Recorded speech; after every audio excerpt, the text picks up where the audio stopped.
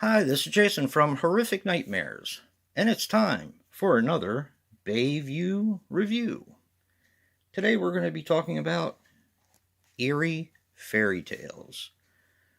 But before I get into my review, I wanted to take the time to thank Bayview for sending me this copy to review for you guys. They have an amazing company, they have a massive catalog, and I'm pretty sure they have something to fit every taste. I'm going to put the links to their Facebook page, their YouTube channel, and their official website in the description box below. Definitely check them out. And don't forget, if you have a Roku, just type in Bayview Films. Eerie Fairy Tales is a 2019 film which runs approximately 92 minutes and is written and directed by Mary Sander. She was responsible for the Kennedy murder, some shorts, and some TV. Now, this is Estonian, and it's actually, I know Joe had mentioned this as well, but this is the first time I had actually seen an Estonian anthology, or any movie for that matter from Estonia. But I'm going to be handling this the same way I handle all my other anthologies. I'm going to judge it part by part and then give an overall rating at the end. We're going to start with the wraparound, who kind of reminded me a little bit of Coffin Joe. Now, you don't see the person's face. It's basically his silhouette, and it's perfectly lit. It's done extremely well. He's basically reading from a storybook that has no words, because the stories are in his mind. Now, I gave the wraparound a 9.5, and there's not really much to it, but it's just done so well. It starts out with an eerie laugh, and he talks a little bit about the story you just saw, and he introduces the next one. It's pretty awesome. Now this breaks down into 4 sections. The first section is called Actually. Now I gave this one a 7.5, and this is about a girl who walks into a bar. It's Friday the 13th, and she talks to basically the only one on duty that night. He is a person who handles the counter, and he also handles the bar. And a legend is born from there. And I'm going to leave it there. I can only say a little bit about these because these are about 20 minutes apiece, roughly. The second section is called Abeyance, and that is, I gave that one an 8.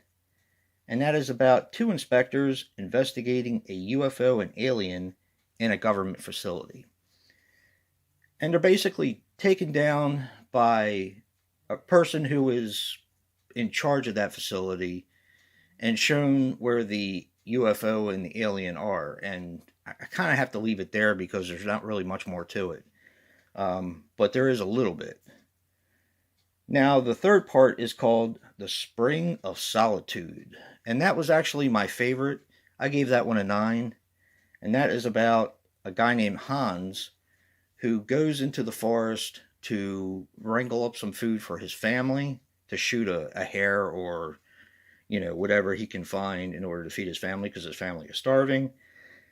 And when he gets into the forest, he finds a spring where he meets a girl who he has to spend 3 nights with.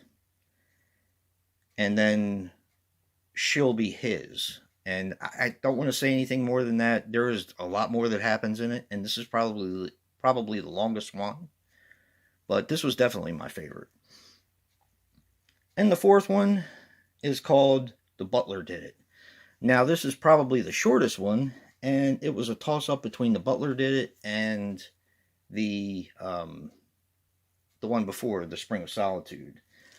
And the only thing I can say about The Butler Did It is just go by the title.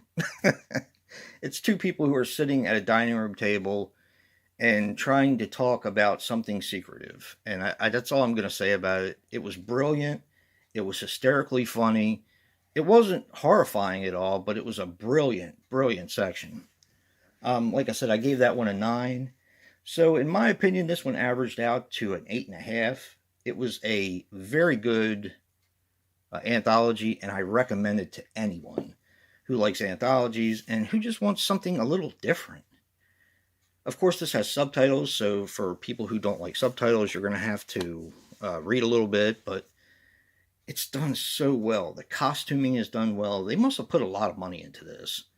That's the only thing I can figure. And when I was talking about the guy who kind of looked like Coffin Joe, is him right here, and it's kind of lit the same way with the book kind of lit up blue. Beautiful color palettes in this. It's just done extremely well. This is one of the better anthologies that I've seen in a little while. Low budget, that is. Low budget anthologies. It's done really well. A special thank you again to Bayview for distributing this and sending this my way, because this is a fantastic movie. If you guys have a Roku, definitely type in Bayview Films and check this one out. It's worth it. And it's only 92 minutes.